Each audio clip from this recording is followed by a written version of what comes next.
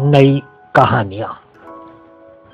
मेरी सहेली और मैं, एक बहुत ही रोमांचक कहानी प्रस्तुत है। प्लीज प्लीज मुझे मत मारो। अचानक ही मेरी नींद खुल गई। मेरी सांस बहुत तेज तेज चल रही थी। फिर वही सपना मेरी रातों की नींद खराब करता रहा था। जागने के बाद भी मुझे ऐसा लग रहा था जैसे मैं सच में ही उस दृश्य में शामिल थी। मैं बुरी तरह से कांप गई और मैंने मुड़कर अपनी सहेली की तरफ देखा जो खिड़की के पास खड़ी थी। मैंने एक गहरी राहत की सांस ली। वो वही थी, मेरे साथ मेरे कमरे में। इसका मतलब वो सिर्फ एक सपना ही था, एक बुरा ही सपना। तभी मेरी सहेली एमिली ने खिड़की के पास खड़े खड़े मुड़कर मेरी तरफ देखकर कहा, जेन, तुम जाग गई हो।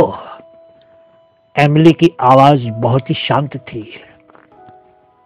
मैं एक बार फिर अपने सपने के बारे में सोचने लगी। मैं कल्पना भी नहीं कर सकती थी कि सपने के जैसा ही एमिली के साथ कुछ होने वाला था। एमिली इतनी अच्छी थी, लेकिन थी तो वो कमजोर। वो घबराई रहती थी कि कोई उसको हानि पहुंचा देगा। मेरे मन में उसकी रक्षा करने की इच्छा ने जन्म लिया। हाँ, आज तारीख क्या है? मैं एमिली की तरफ देखकर मुस्कुरा दी। कुछ दिन पहले एक पत्थर मेरे सर पर लग गया था और मैं कई दिनों तक बेहोश थी अस्पताल में। जब से मुझे होश आया था, एमिली ने मेरा बहुत ख्याल रखा था। मुझे तो वो भी याद नहीं था कि दुर्घटना कैसे हुई थी और मैं कैसे बेहोश हो गई थी। जैसे ही मेरी आंख खुली थी, मैंने देखा कि मैं अस्पताल में थी और मेरे सर पर पट्टियां बंधी हुई थी और मेरी पुरानी और बहुत अच्छी सहेली एमिली मेरे बिस्तर के पास बैठी मुझे निहार रही थी। एमिली को शुरू में तो विश्वास ही नहीं हुआ कि मेरी स्मरण शक्ति कुछ समय के लिए खो गई थी। मुझे कुछ भी तो याद नहीं आ रहा था। मुझे अस्पताल में अचानक ही लगने लगा कि वहां उपस्थित सभी लोग मुझसे घृणा कर रहे थे। मैं नहीं जानती थी कि क्यों। सिर्फ मेरी सहेली एमिली मेरे पास थी और बहुत ही धैर्यपूर्वक मेरा ख्याल रख रही थी। लोग उसको भी नजरअंदाज कर रहे थे। मुझे लगने लगा कि शायद एमिली उन लोगों को दिख ही नहीं रही थी।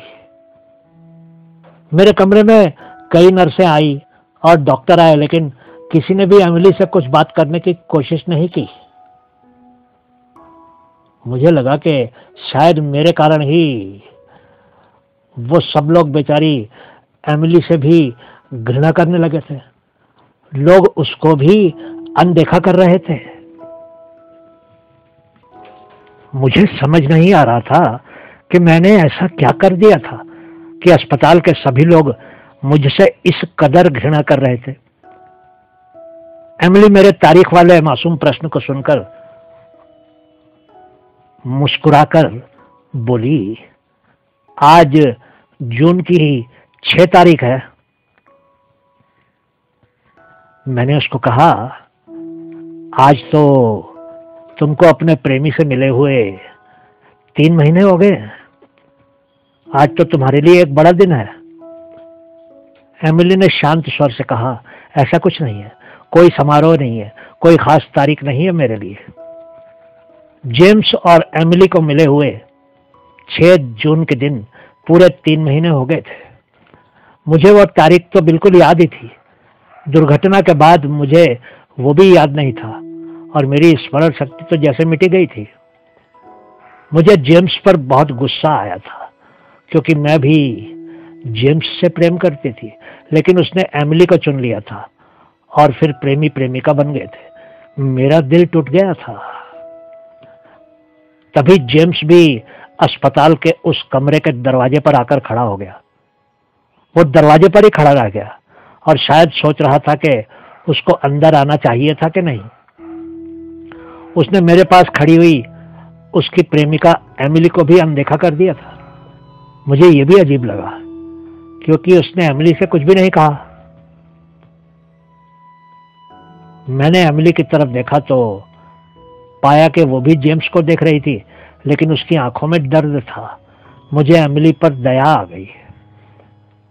मैं समझ नहीं पा रही थी कि हर व्यक्ति इस तरह से एमिली को क्यों अनदेखा कर रहा था, जैसे वो कोई पुराना सामान थी और उसका कोई मूल्य ही नहीं था।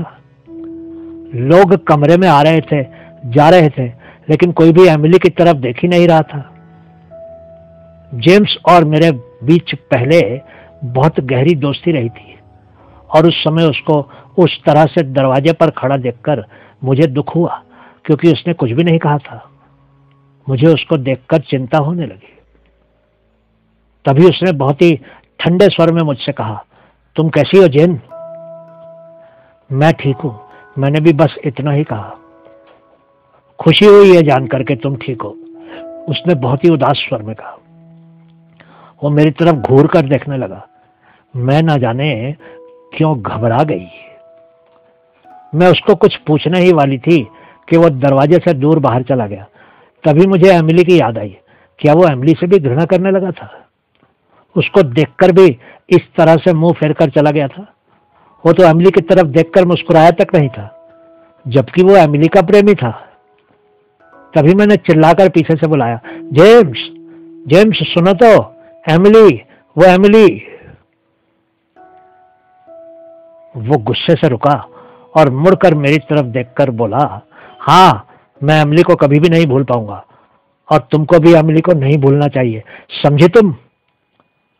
वो इतना कहकर गुस्से से दूर चला गया और मैं हैरान परेशान उसको जाते हुए देखती ही रह गई। मैं दरवाजे को देखती रही, लेकिन मुझे समझ नहीं आया कि जेम्स ने ऐसा व्यवहार क्यों किया था। एमिली मेरी तरफ दुखी आंखों से देख रही थी।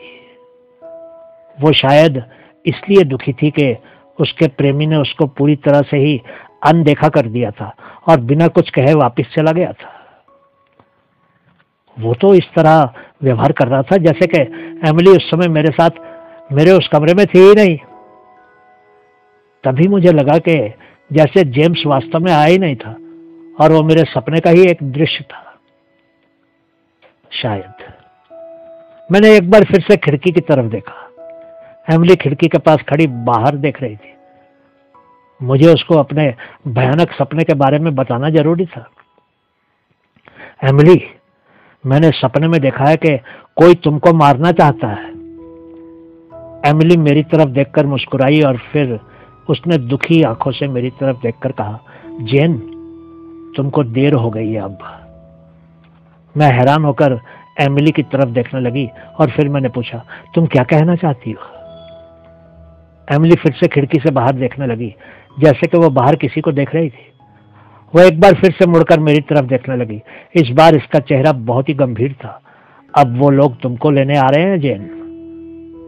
क्या कह रही हो तुम एमिली? जल्दी ही सब हिसाब किताब बराबर हो जाएगा जेन। मैं उसको पूछना चाहती थी कि किस हिसाब किताब की बात कर रही थी, परंतु तभी दो पुलिस वाले कमरे में दाखिल हुए और गुस्से से मेरी तरफ देखने लगे।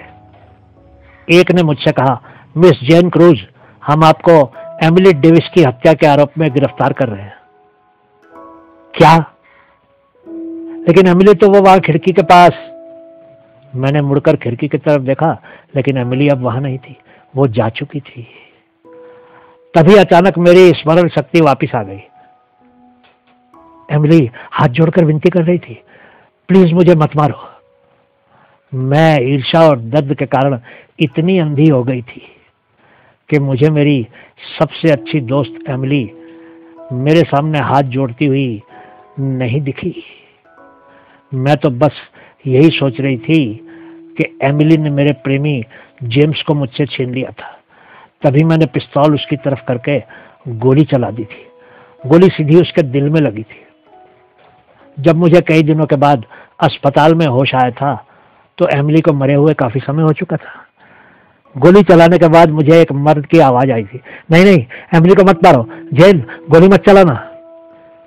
जैसे ही मैंने गोली चलाई थी, किसी भारी चीज से मेरे सर पर प्रहार हुआ था और मैं बेहोश हो गई थी।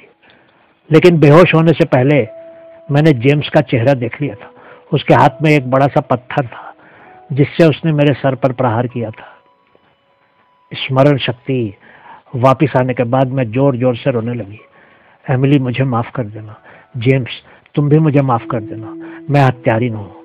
मैंने ही अपनी सबसे अच्छी सहेली को मार दिया।